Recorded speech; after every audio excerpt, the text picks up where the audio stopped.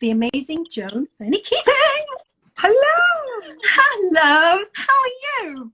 I am very well, thank you. And I was really enjoying that music and just love the lyrics. One life, just incredible. Thank you for selecting that. Oh, my pleasure. It's a story that's happened over here in LA. I don't know if it came to England and Northern Ireland, which where Joan is calling him from, but it was a Broadway actor that at the very beginning of COVID got very sick and he sadly died. It's a very sad story, but his wife, who was a Broadway dancer that I knew of, but I've never worked with her, she basically documented the whole story from beginning, took everybody on this amazing journey with her, and she is so inspirational. You should check out her Instagram. Her name is Amanda Klutz. I will. I love that song. It's kind of made me very relaxed and chilled now. I know, right? Yeah, it's an incredible story. You would love it. But ladies and gentlemen, today I have this amazing lady on my show, and you have an introduction, so hold tight. It's a kind of magic by Queen, because my wonderful guest today has been CEO of Cinemagic since 2001 and now extends across the world, hosting film festivals in Dublin, London, France, LA, New York, Boston, San Francisco, and Nashville. In 2012, she was the youngest person to be awarded an MBE by the Queen for outstanding services to media and the arts. Her drive makes a huge impact on young people's lives, bringing together different communities, encouraging change, and building communications in broken communities, and helping young people grow in skills and confidence. Joan has produced groundbreaking short films that improve life chances of young people from areas of deprivation, and in the last 4 years has produced 2 feature films with worldwide distribution and supported hundreds of young trainees to work in the film and TV industry. Ladies and gentlemen, please welcome the very inspiring Joan Burney Keatings, MBE. Oh, thank you so much. Thank you for having me. I feel very embarrassed and humbled by those very kind words. But thank you so much, Charlie. And you're looking amazing. Every time I see you, you just look more and more fabulous. Oh, thank you. You know, I wish I didn't have to wear these, but you know, I have to see the little comments so that I include. Oh, there we go. Now I feel better. Someone said to me that I've had comments like, "Nah, you shouldn't wear glasses. You don't look good in glasses." And then people say, "Oh no, you should." So I need them. So there we go. Oh, they're beautiful. You really rock them very well. Thank you. How's LA? How's life over there? LA, La La Land is kind of overcast today. It's kind of nice. It reminds me of England, of home. It's lovely. I love it. But I know you love it too, right? So you must miss us. We miss you. I absolutely miss LA. I'm having LA FOMO every time I see anyone posting photographs of Santa Monica or Malibu. But I am where I am for a reason. I can't seem to be going anywhere for a while. But yes, I do very much love that part of the world, and it is I felt it might call my spiritual home. I just feel like I come more alive when I hit the west coast of America. Yeah, it's so lucky to live there. I know you love Santa Monica, and you will come here and live here. You absolutely will. But Joan is in Northern Ireland. So which part of Northern Ireland are you in? So I'm in Moira, which is literally only about 20 minutes outside Belfast. Gorgeous. Now, are you in lockdown as well? We are in lockdown. So we had our lockdown in March, and then things relaxed a lot over the summer. Then the children all went back to school in September, but then numbers just started to increase really, really drastically, very quickly. So a lockdown started last week, and we're in an intense 4-week lockdown now. The children are only off school for 2 weeks. So let's see. But it's just scary times we're living in. It's just so many times when you watch the news, it's like, is this really happening? Am I really hearing and experiencing this? Yeah, I know it is. It's very odd. And for us over here, it's become political now. Now everybody's saying it's, you know, because of our election in 13 days, whatever, they're saying it's political, which I don't know. It's just so much. It's not a great time to be in America right now. So you're much better off where you are. Sad to say. Oh, well, thank you. Well, thank you. It's just so strange. Like suddenly now you feel like you don't go out with your mask, kind of feel half naked without it. Yes. Whereas at the start, the concept of that seemed so strange, and now it's just like you just wouldn't dream of going anywhere. And I don't know about you, Charlie, I suddenly, if I'm in a shop, I'm very aware of my personal space. Yes. So someone comes near me, which I wouldn't have been very conscious of before. So No. just different And how you're we like, all, get away from me. yeah. Yeah, that was a funny thing I read the other day. It's like, you know, you got your mask on, you get back in your car, you sit down. The first thing you do is take your mask off, and you take it off like you've just done a really bad operation on Grey's Anatomy, and you're frustrated. Like, whoa. I know. It's funny how we can still recognize each other with our eyes.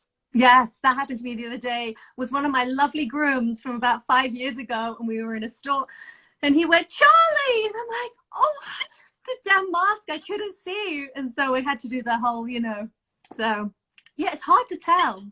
It is really, really hard to tell. And speaking Yeah. about your weddings, honestly, those are the most amazing wedding photographs you always post. It's like, you must be the most creative person I know. I love Oh seeing my the before gosh. and after shots, seeing before what you do to space and then how you change it. It's just incredible. You're so lovely. Thank you so much. I do love it. But you, oh my gosh, the youngest person to get an MBE from the Queen. What was that moment like for you? How did that come about?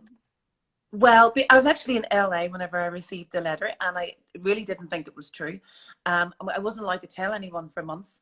So then when it did happen and it was announced in the news, it was fantastic. And I got an opportunity to take my parents with me, my husband and my 2 little children. So it was a really lovely, you know, family event. But once you go into Buckingham Palace, it's so surreal. Yeah. Because you're kind of walking around and I kept thinking, you know, is that in deck going to jump out? Yeah. Or is this actually really happening? And it was really a lovely honour that the Queen gave me it herself. And just so knowledgeable, you know, and everyone she spoke to, she was just so courteous and so gracious. So, you know, it was a lovely memory, and it was, say, fantastic for her family and fantastic for Cinemagic and for all the Cinemagic family as well. So you really so you took on Cinemagic in 2001, and you just created the most amazing charity, the things that you do for children. Explain to everybody what Cinemagic is all about. Well, so I didn't start Cinemagic, but I have been involved 20 years. Cinemagic really started over 30 years ago in the middle of the Troubles in Northern Ireland. And the objective was to give young people from Catholic and Protestant backgrounds an opportunity to come together and to learn and to share from each other. And so film is the most fun way to get people together and to talk, be creative. So we used film screenings as an opportunity for young kids to come together and talk about what they liked and what they didn't like, and really, Charlie, to break down barriers and to give young people an opportunity to try new things and to speak out loud about what they really liked. So our objective has always been to, you know, to really inspire young people. So over the years, we have developed many, many film projects where young people are given an opportunity to work behind the scenes and learn all the various roles, from producers to directors to screenwriters to, you know, set design, all the things you wouldn't necessarily normally get a chance to do in school in an academic situation. And I always believe if you're not given an opportunity to try something, how do you know that you're going to be brilliant at it? So that's what we've always done, and we've literally broken a lot of eggs on the way through and broken a lot of rules, but we've had a lot of fun doing it. But I'd say the charity has really grown so much over those years, and we now engage over 40,000 young people a year. And that's young people from all different backgrounds and all different abilities. And it's just bringing young people, say, from different communities together. And so often we've got so much that we are so similar with, and we've got so much to celebrate. But for many reasons, we're divided. And most of the times we don't even know why. So it's about getting that shared fun space where young people can really explore issues that matter to them. And as I say, unlock a part of them they didn't actually realize they had. It's incredible. There's Emma Truck here is saying that she is proud to be a part of the organization and a volunteer. I mean, it must be incredible to see these kids. Oh, hi, Emma. Emma is fantastic and has been involved in Cinemagic, as have many, many other young people who have come through and tried new things for the first time and have gone on to achieve fantastic things in their career. What a start in life that they never thought that they could ever have. And you've given them this opportunity to fly and given them wings. It is an aha moment, isn't it, when you find what you're supposed to be doing in life? It's an incredible moment. So think of all those kids' lives that you've changed. Well, do you know what? There is an incredible team in Cinemagic who work exceptionally hard. We have a fantastic board, and there's Mr. Ross King Rossi. on it. Hey, Ross. He's very proud of you, and he's one of your patrons, yes? Ross is one of our patrons. He's also just a fantastic, fantastic person who's given so many master classes and workshops. And as you know, Charlie, every year hosts our fabulous VIP gala in the fair in Santa Monica. But the reason Ross is so incredible is because he's always very honest and very real with young people about how he got started in his career, and is very inspirational and explaining, no, this can happen to you if you work hard. And I think that's the most important thing for young people to realize, that anything is achievable, but you've got to work hard to put the work in. To put the work in. Yeah, you're giving them this amazing opportunity, and it's up to them what they do with this opportunity. Absolutely. And equally, you know, a lot of the time people think it's like, oh, I don't live in LA, I don't know how to get into the industry. Well, right here in Northern Ireland, as you know, there is so much, you know, being produced at the moment. There's been so many fantastic productions. But also what I think is really important about Cinemagic is building a community. Yes. And that once we host a workshop, suddenly you know, you've got very many amazing creative skills. So if someone's, you know, with your skill set sitting beside you, and someone else is fantastic at music, and someone wants to act, well, suddenly there you go. There you've got your little production team just right there, and everything suddenly can happen. Yeah. It's amazing. It's like you've given them this incredible gift, and to see them fly, and the movies that they go ahead and do. I mean, I came to the anniversary. You've just celebrated 30 years, haven't you?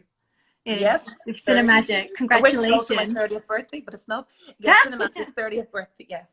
And you know, Charlie, we were so honoured because we were selected to have a royal visit for the Duke and Princess of Cambridge, which was just fantastic. And they were so gracious with their time and so kind with their time. And it was brilliant because 60 young people who'd come through Cinemagic got an opportunity to present their work and to talk in person about, you know, how they'd written these fabulous stories and gone on to produce these incredible films. Wow. So it's William and Kate, you got to meet them. Were they just as lovely in real life? Oh, just so beautiful. And they have a fabulous energy between the two of them as well. So, you know, they were really lovely, and they were really, really good fun. And as I say, really gracious with their time. Can imagine that was so exciting for the kids to meet royalty. It is, no matter what age you are, to meet royalty is very exciting. It is. Absolutely. Again, we had to keep it all a secret. Yeah. So, yeah, the young people did not know where they were going or who they were going to meet. So you can imagine the excitement whenever Will and Kate walked into the room. Oh, how amazing. These lives that you've changed. I love the story, and please tell everyone the story of you joining Cinemagic and then you coming to LA for the first time and trying to get it, you know, your idea off the ground in LA. And I love the story when it's raining and you go to the school and the principal, you tell the story. I don't want to tell it. So basically, I had just given birth to our first little daughter, Zara. And when I should have been at home changing nappies and being in maternal mode, I had this crazy idea, and that was to try and expand Cinemagic to America. Now, at that stage, we had no funding, no sponsorship. I didn't know anyone in America apart from Lisa Henson, whose daddy made the Muppets. And that was because I'd written her many times asking, could we get the Muppets to Cinemagic? Anyway, did it work? Yes, it did. Yes, it did. I'll tell you that in a second. So the feeling was so strong, Charlie, and I just felt so compelled to listen to it, that off I went to New York and to LA. Amazing. And for 5 days, just did meeting after meeting after meeting, just saying the same thing. I've got this crazy idea. We want to bring young people from different parts of Northern Ireland and Ireland together with young people from various communities in LA and New York. And everyone kept going, that's great, that's great. How are you going to do it? Now, I hadn't a clue how I was going to do it either.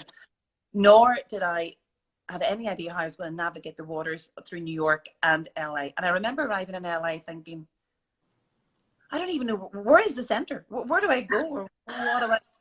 Everything just seemed so big and so crazy. Yeah. So after numerous meetings, I remember going into a university. And the one thing everyone kept saying to me was, well, if you've got this crazy idea, is Liam Neeson involved? And I got to the stage that I said, if anybody else asks me that again, I'm literally going to say, it's not that easy.